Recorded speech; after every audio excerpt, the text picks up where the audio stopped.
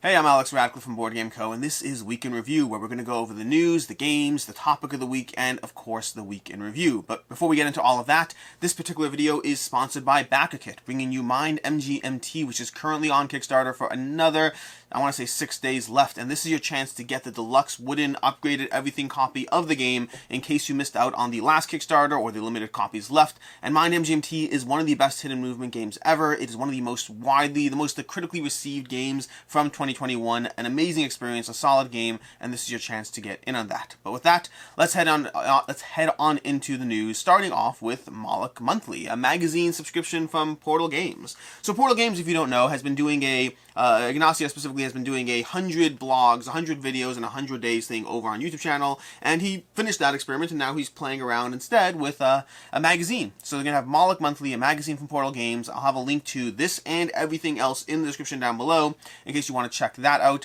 And speaking of, well, Portal Games and their YouTube channel and all that, we have Danielle Standring is joining Portal Games as their something to do with YouTube. She's on the YouTubes for Portal, that's all I know. And something I've been completely remiss in doing is shouting out to Danielle's content in the past. I'll include a link to both Portal Games as well as her own personal TikTok or wherever platform she's on. I don't actually know. All I know is I see her videos and they're absolutely hilarious. She manages to be informative and entertaining at the same time in, well, a minute, which is pretty solid. But I'll go ahead and link that. So solid acquisition by Portal Games, as it were, in terms of picking up Danielle for their channel. Past that, we have Actualall. Actualall did a video of 10 mistakes that board gamers make as you get into the hobby, which first of all is scarily accurate, and I feel that they're talking mostly to me, but past that, it was entertaining, it was well done, it was well shot, it was an incredible watch, highly recommended. Actualall in general, his content has always been amazing. He's always focused on quality over quantity. I do quantity over quality, but he's always done quality over quantity, but his quality, even in recent videos, has been even more top-notch, even more incredible in terms of just the production, the shots, the angles, the attention to detail, and every single thing. If you haven't been watching Actualall, you certainly should be. And then secondly, we have fourthly, whatever number we're up to, we have Room and Board. Room and Board put out a video of a board game wrap. I've talked about Room and Board in the past. They typically cover Kickstarters and reviews and things like that, but he did a video on a board game wrap, so if you want to see your way wrapped alphabetically through the board game alphabet, you can go ahead and check that out. And lastly, this one not going to be topic of the week. I'm going to keep it fairly limited, but Wordle, which I talked about in a recent video a few weeks ago, Wordle has been bought by the New York Times for 7 figures, an undisclosed amount of 7 figures, which means $1 million plus as far as for the acquisition of Wordle. Which, as a lot of people, in general, this goes back to the topics we've had in the past about Asmodee, about acquisitions, about large companies buying things up. So I'm going to touch upon a specific segment of this. You already know my thoughts and feelings if you've watched some of these videos. You already know my thoughts and feelings around, I understand the fear and problems around large companies, but I also think that to some extent they're often over dramatized. I don't think there's nothing to them, but I think they're often over dramatized before there's reason to fear. But that's not the topic today. The topic today is specifically about the creator of Wordle, because I've seen a lot of comments, and you, whoever's watching this right now, you may not feel the way some of these people have. I'm only addressing their feelings, not yours. But I've seen a lot of comments along the lines of, how dare he sold out, he said he's going to keep it free forever, or many myriads of comments around, how dare this person sell it to the New York Times, he's a sellout, he's a terrible human being, blah blah blah blah blah, insert. And again, I'm not saying your comments, I'm only addressing those specific comments. This is one of those things where it falls into that general category I find where people expect others to behave in a way they wouldn't themselves. If you, and only if you are someone who's upset at the creator of Wordle, okay, now we're not talking about the New York Times. If you are upset that the New York Times acquired Wordle, that is a different conversation. But if you are upset that the creator for selling to the New York Times, then ask yourself if you created some thing that became incredibly popular and you got offered 7 figures for it, if you would be so much in a rush to turn it down because, let's protect it and save it for all the people who are enjoying it. If I get offered 7 figures for anything, I'm having a serious conversation about saying yes, just to be clear. Okay, well, not my family. My family's safe. But, past my family, okay, not Blood Rage. Blood Rage I can rebuy, so Blood Rage is fine. Yeah, Blood Rage is fine. I'll still sell Blood Rage for 7 figures. But I'll sell any number of things in my life for 7 figures. If someone wants to offer me 7 figures for this YouTube channel, I mean, I'd miss you guys, but I'm going to have a conversation. But yeah, I just find it interesting when people expect others to behave in a way they wouldn't. When they put a onus of responsibility on others in a way that they would never accept upon themselves. Again, if you're unhappy that New York Times acquired Wordle, that's one thing. If you're unhappy that he sold it to the New York Times, if you're unhappy at him specifically, that's another thing. But with that, let's go ahead and head on to the game news. Again, that wasn't really the topic of the week. It was more news, but I couldn't help but talk about it. Anyways, game news. Game news, we have a few things. First of all, I'm dropping things. Second of all, we have Dwellings of Eldervale is coming back to Kickstarter. I don't have the exact details yet. I literally just saw this right before filming this video, so I put it in here, and I'll have a link down below, and I'll go ahead and read this link when I'm done. But we have Dwellings of Eldervale coming back to Kickstarter in some way, shape, or form. We have Rio Grande Games coming out with Space Station Phoenix, which looks like, speaking of which, this actually wasn't planned, but Rio Grande Games Beyond the Sun, incredibly solid game, played it this week, we'll talk about it later, but effectively Space Station Phoenix seems to be another space-themed game from Rio Grande Games. Probably nothing to do with Beyond the Sun at all, they're just space-themed. This wasn't meant to be a connection, this is just the games I hope to play this week. From there we have Resist from David Thompson, another card-driven solo game from David Thompson, the creator of Undaunted, of War Chest, of the Blacklist Games game. I can't remember what it's called. What's the Blacklist? Dark Horrors? No, Horror something? I can't remember what it's called. The Blacklist horror-themed game from David Thompson as well. We have Quirky Circuits. Quirky Circuits is a fun little programming game. They're coming out with a smaller standalone box. It seems designed for mass retail, mass market or whatnot. And so they have a smaller box coming out there. We have Uluk, which I'm hopefully pronouncing correctly, coming to you from Hexy Studio. Uluk, Hexy Studio brought Star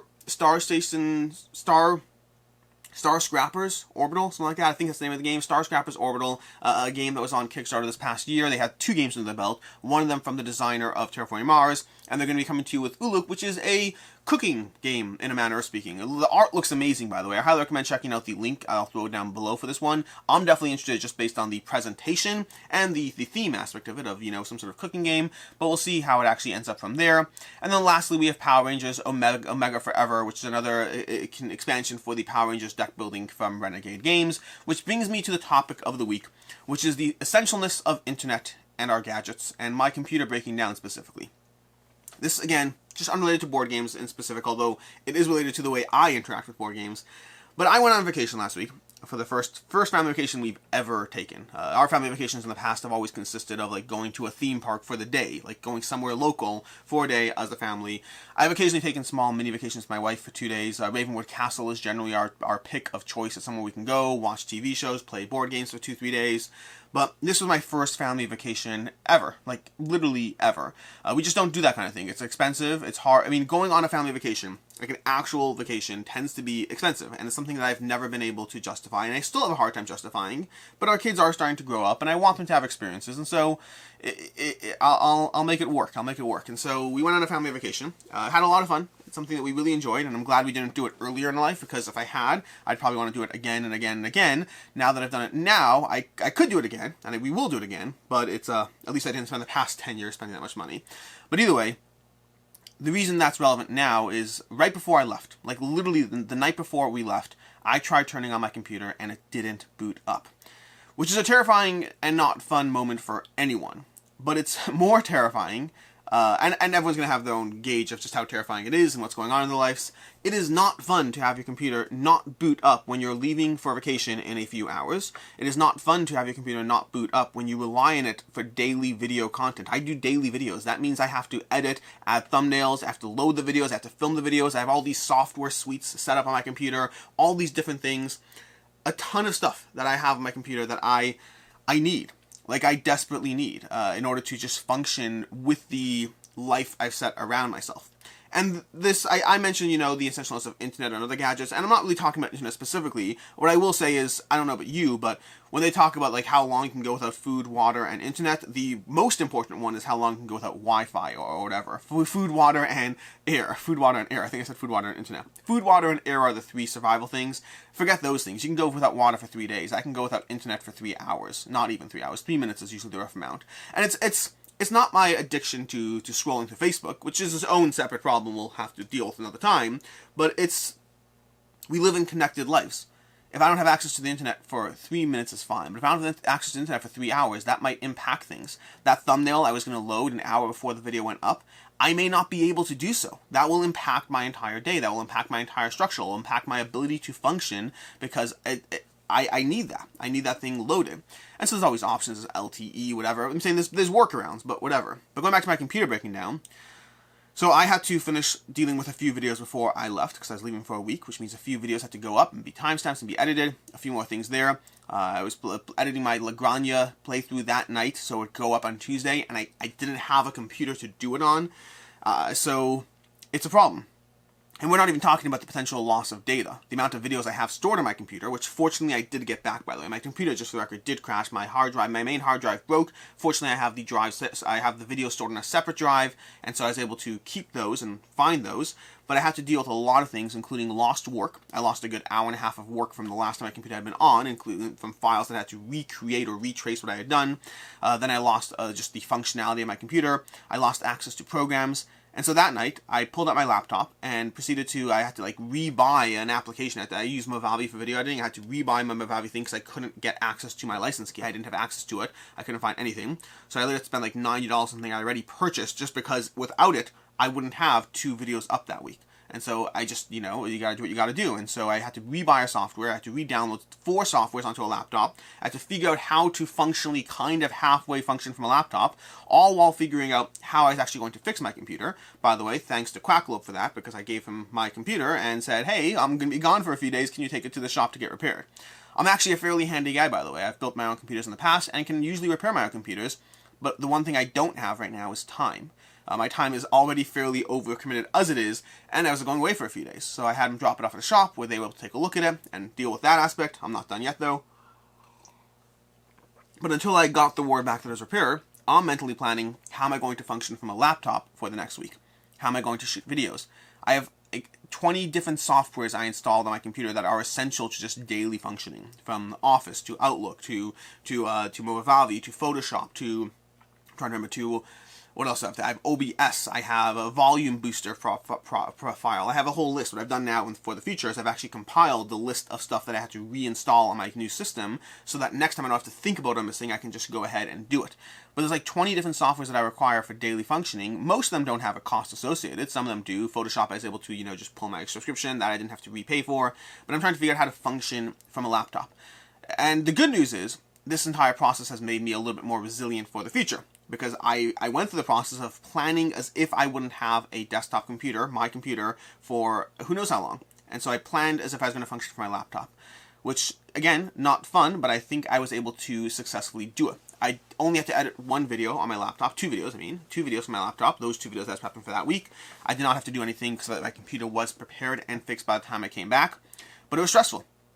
Vacation wasn't stressful, to be very clear. Vacation was awesome, but it was very stressful having this background of how am I going to function, what's going to happen, am I working from my laptop for the next week and a half, and that means I'll be working inefficiently.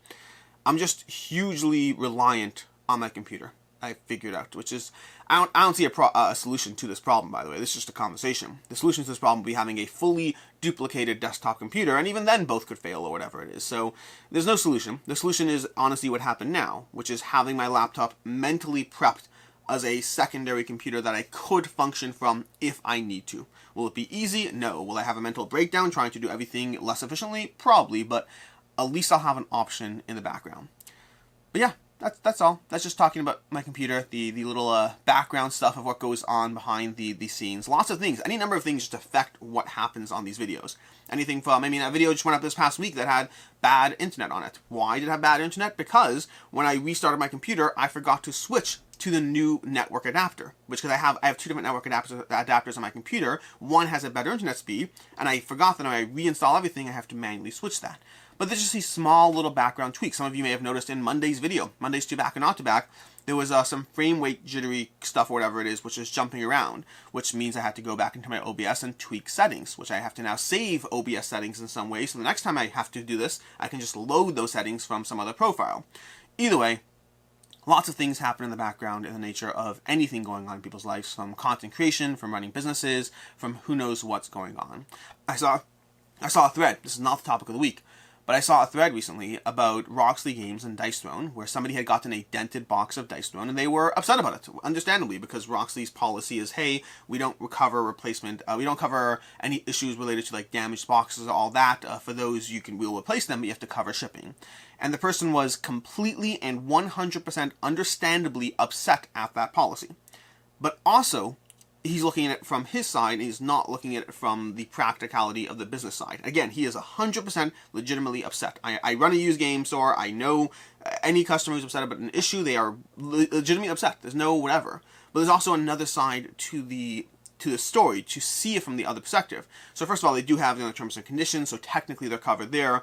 But past that, the margins on board game businesses, for the most part, I'm sure there are exceptions, are razor thin. People aren't making a lot of money in the space.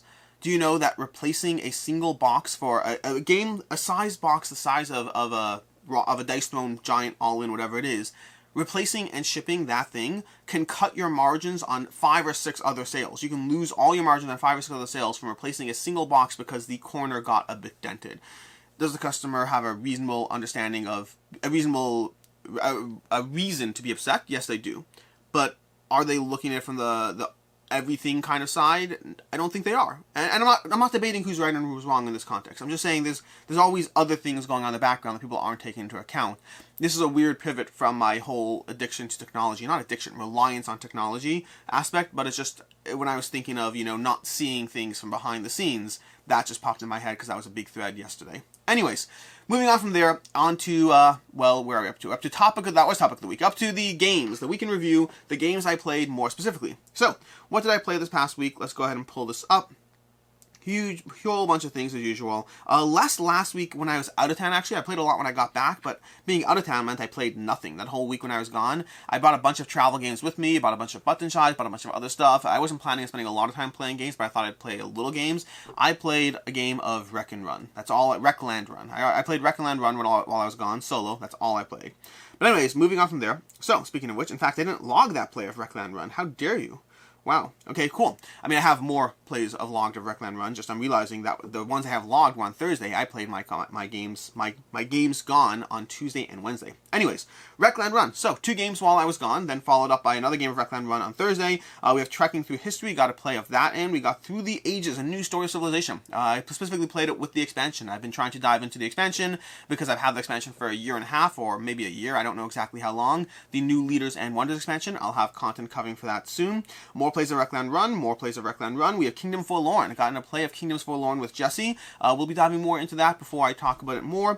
We have Earth. Got in a play of Earth. Another game that I'm not going to be covering that one. That's going over on Jesse's channel and Quacklope's channel. I just got a play of it in.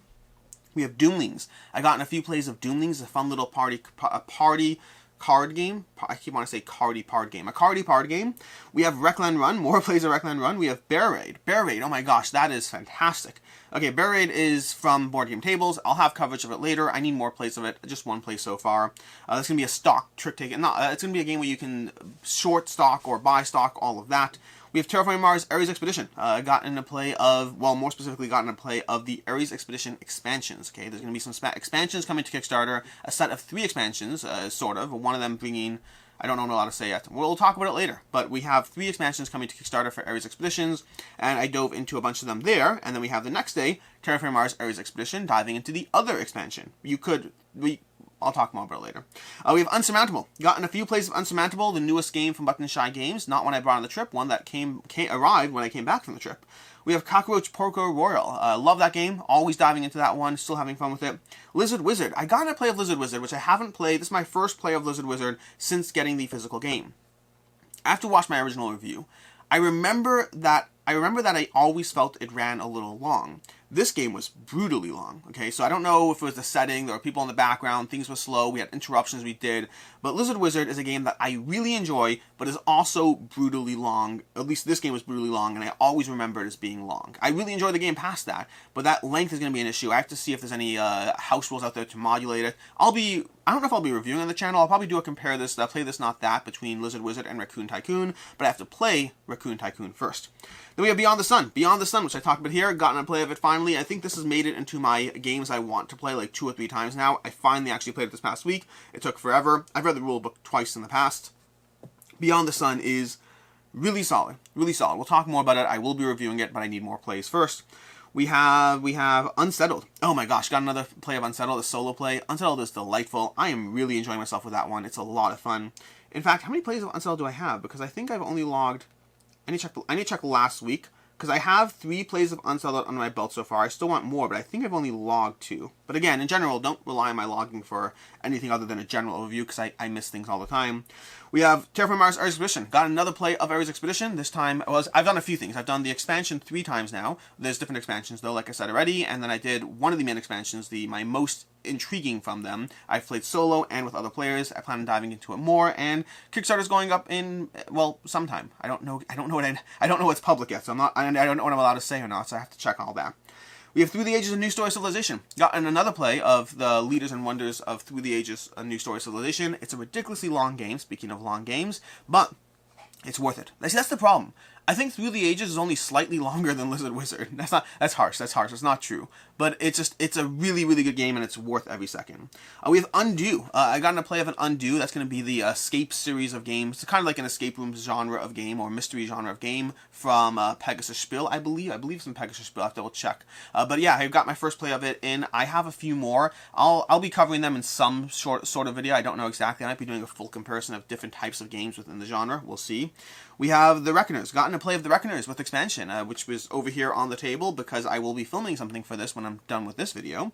We have Vagrant Song. Gotten more plays of Vagrant Song. Gotten more Reckoners. We have Tamashii Chronicle of Ascend. Tamashii Chronicle of Ascend. I think it's actually pronounced Tama, I believe, if I'm not mistaken. But that is the, what's it called? The Awakened Realms Light newest game coming to our table. We have Flick of Faith. Speaking of Awakened Realms Light, got another play of that. And then we have another play of The Reckoners. Got another play of The Reckoners over there. Okay, cool. And that is, and Vagrant Song. And one more play of Vagrant Song, and that is everything. Okay, cool. Let's go ahead and talk about the Week in Review. The Week in Review, starting off the bat with Saturday. Saturday's last Saturday, I had a few videos. I had Trekking Through History, a review of Trekking Through History, which I gave a 3 out of 5. I enjoyed it. It was fun. I prefer Trekking the World personally. I still want to play Trekking Through History. I enjoy it. My wife liked it a lot more than I did, and I'm happy to dive into it. I'm particularly interested in the modules that they have, because they have a solo module, which I don't really care about, but they have a time warp module, I think it's called, that will potentially add some complexity, which I wanted. Then later on Saturday, we had Wreckland Run. I gave that one a 4 out of 5. That one is definitely staying in my collection. I mean, it's a prototype right now. But Wreckland Run is newest solo game from the Solo Hero series from Renegade Games. I still haven't played Warp's Edge, and I still need to play Warp's Edge, but I love Under Falling Skies, and Wreckland Run gave me a similar feeling. I prefer Under Falling Skies, but Wreckland Run was very, very solid. Then on Sunday we have the When is a Board Game Worth $600, which is a topical video about the nature of expensive board games and how we justify them. And justify is part of the conversation, but I talked about the different ways that you value board games and the ways that you can apply those, and then the relative aspect of it all, because at the end of the day, there are people who enjoy the bling and the expense and all that, and there are people who sit there and say, that's it, I'm out. I don't know how you can, $100 in a board game is intimidating. How can you spend $300, $400, $500, $600 on a single board game? And those people don't play Warhammer, or Magic the Gathering, or Kingdom Death Monster. But those responses are somewhat tongue-in-cheek, but the truth is, people put value on different things in different ways. Can you compare the relative value of, again, let's pick a favorite of mine, Aquatica, which is like a $30, $40 game that will give me a ton of enjoyment, to Marvel Zombies for $600, that will also give me a ton of enjoyment, but relatively speaking, those are abysmal comparisons. But I guess I probably shouldn't have started by saying, hey, going on vacations, hurts me because I'm spending money, but these board games that I spend $600 don't. And the reason for that is I've always regretted purchases, I always have a harder time with purchases that don't hold their value. When I buy a video game on Steam, or whatever it is, and I spend $30 on a video game on Steam, if I don't play that game, I regret that $30, because that $30 is gone. Versus if I play the game, then it's a whole different conversation, and if the game doesn't get played and holds its value sitting on my shelf and I turn around and sell it, trade it later, that's why I've always taken this value-centered approach to stuff. As long as it holds its value, or maintains most of its value. If I spend $50 on a game, and then I back the Kickstarter, I go through the process, I get the game, and then 2 years later I sell for $40, that was a minimal, absorption rate of all the enjoyment and entertainment I had across that whole experience, which is what I typically have with the board game hobby. It's not that I'm cavalier with money, just the opposite. I'm incredibly mindful of spending money, but I'm cavalier when it's something that holds its value, and I don't have to worry about it, when it's more of a maintenance cycle than anything else. But, and I always get comments here saying it's easy for you to say you're a content creator, etc., etc., etc. But, like, I had this approach for years before I covered any content, before I had a board game business. I always was heavily invested in this hobby and the mental aspect of how this stuff works. But anyways, moving on from there to Tuesday. That was Sunday. We have Monday. Monday was To Back or Not To Back. Lots of fun games. Only one or two that I'm actually eyeing though, but a whole lot of games to cover in this week's To Back or Not To Back. Then on Tuesday we had 3 videos as usual. Tuesday we had an Astronauts review. I gave that a 4 to 5. Really enjoyed that one. It gave me all the things. Aeon's End was always a game that I should have liked, but for some reason didn't. And Astronauts is a game that gives me all the reasons I should like. I really, really, really wish it had a fixed card market instead of a variable card market. Aeon's End has a fixed card market, and it's the one thing that I wish Astronauts had. The goal of Astronauts to a certain degree is making it more streamlined and accessible, and variable card markets I think do that. But they do it at the cost of the main strategy of the game, so like even though I enjoy Astronauts more than Aeon's End, I wish it had a fixed card market. Like I debated going back and forth between a 3.5 and a 4, because like on the one hand I really want that fixed card market, on the other hand I still enjoy it even without that, so I was torn. I settled on a 4 for context. But anyways, later on Tuesday, we had Iron Forest, a review of Iron Forest. I gave that one a 3.5 out of 5. That one is a fun game. I enjoy it. It's a flicking iteration upon, Ice Cool. I had some issues with it, and primarily my biggest issue was I just wish the top of the game were utilized more. At halftime, it feels like it's in the way, as opposed to adding to the experience.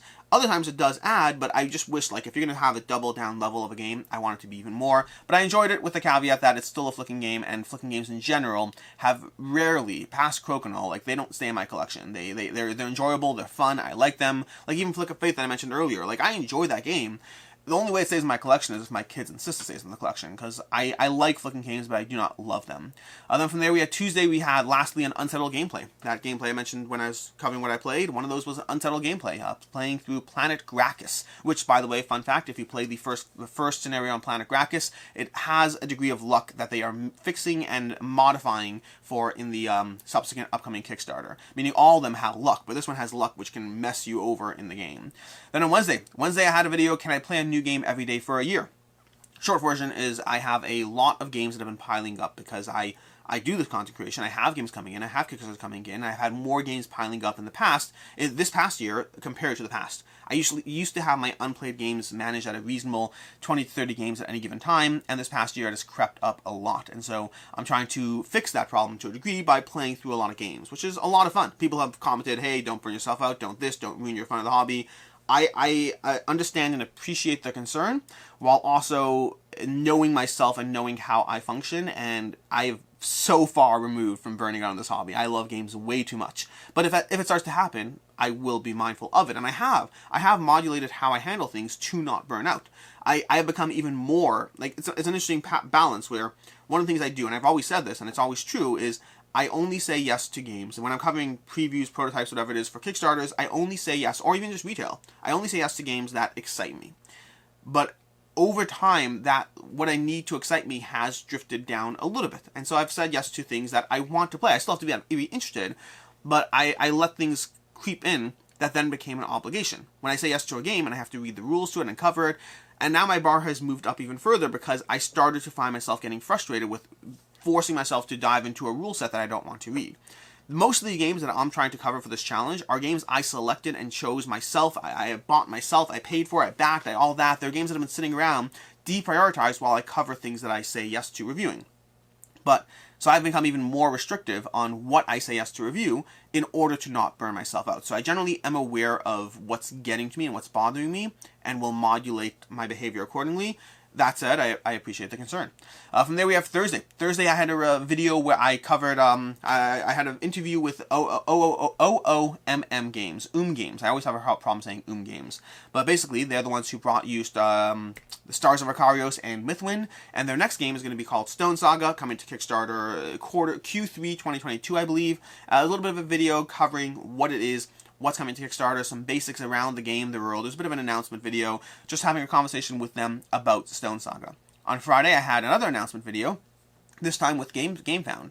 Gamefound was Gamefound and Ravensburger are joining in they're joining together in some sort of, partnership. Ravensburger is a fascinating partner discussion because they don't really do Kickstarters, but they're joining together with Gamefound. And so I did a bit of a conversation with Marcin from Awakened Realms from Gamefound about the nature of what does that mean for Gamefound, what does the future look like. And then later on Friday, later on Friday, if I have it edited in time on my newly fixed computer, newly done computer. I have to reinstall everything. But anyways, if I get it edited in time, then later on Friday I have an unboxing and rambling of Euthia, Torment of Resurrection, which is another game that's going to be coming to Kickstarter later this year, which means I need to dive into that rule. But that rule book I'm very excited to dive down into. But either way, that is what's going on there. Which means today we have 2 videos going up. We have a review for Garinto going up, as well as a review later for Lorenzo, Magnifico, and Expansion going up. And then next week we have a few things coming up. I'm still working on my calendar for next week. I'm a little bit behind. This week was a lot of catch up from being away, plus dealing with redoing my whole entire computer. But next week we have, hopefully on Sunday, I have a video about king making, which is a video I filmed like 3-4 weeks ago, but just kept pushing it off while other things filled the slot. And then I have my Vagrant Song review going up on Tuesday, I think, as well as a whole bunch of other videos, but those are the 2 that are locked in. And we should have a 2 back or not to back this week as well. A lot of games went up on Kickstarter on this past Tuesday. And lastly, we have the games on the table. Games on the table wise, we have a few different things to talk about. First of all, we have Floriferous from Pencil First Games. Very excited for this one. I remember doing the Kickstarter. This is another one of the games that just looks like a fun, simple puzzle that I enjoy. Beyond the Sun, I hope to be diving into more, both to play it, because I like it, as well as to cover it. Then we have Cartographer's Heroes. I hope to be diving into this one. I have the original Cartographers, but this is me diving into the Heroes expansion for it. And then Tamashi, Chronicle of Ascend from Awaken Realms Light. Hope to be diving into this one again as well. And that is everything going on. This has been your week in review. Thanks so much for being here. As always, I'm Alex Ratcliffe from Board Game Co. And until next time, have a good one.